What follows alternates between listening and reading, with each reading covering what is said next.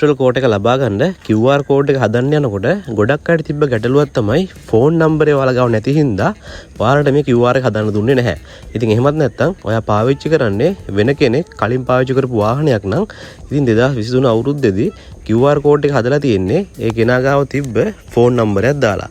ඉතින් දැන් ඔයා ගාව ඒ නම්බරේ නැති හින්දා ඔයාට මේ QR කෝඩ් එක හදාගන්න බැරි වුණා. ඉතින් මේ දැන් සෑම ගැටලුවකටම රජය විසින් ඔයාලට අලුත් ඔප්ෂන් එකක් දීලා තියෙනවා ඕවර්රයිඩ් කියලා. ඉතින් මෙන්න මේ ඔප්ෂන් එකෙන් ඔයාලට පුළුවන් ඔයා ළඟ SIM එක නැති වුණත් ඔයා ගාව තියෙන අලුත් නම්බරයකට මේ කෝඩ් එක හදාගන්න. ඉතින් මම ඔයාලට මේ ගැන කලින් වීඩියෝ දෙකක් මරන් ඇවිල්ලා තියෙනවා. ඉතින් ඔයාලට පුළුවන් මේ වීඩියෝ ඩිස්ක්‍රිප්ෂන් එකේ දාලා තියෙන ලින්ක්ස් වලින් ගිහිල්ලා ඒ වීඩියෝ සුබ් බලන්න. ඉතින් අද මම ඔයාලට කියා දෙන්නම් අපි කොහොමද ඕවර්රයිඩ් ඔප්ෂන් එක පාවිච්චි කරන්න කියලා. ඉතින් ඔයා සාමාන්‍ය විදිහටම මේ QR කෝඩ් එක රෙජිස්ට්‍රේෂන් වෙන්න යන්න ගියාට පස්සේ ඔයාගේ පර්සනල් විස්තර දීලා ඔයා වාහනේ විස්තරත් දෙන්න. ඉතින් දුන්නාට පස්සේ ඔයාට මෙන්න මේ වගේ රෙජිස්ටර් කියන බටන් එක ක්ලික් කරන්න එනවා. මේක ක්ලික් කරාට පස්සේ ඔයාට මැසේජ් එකක් එනවා මෙන්න මේ විදිහට.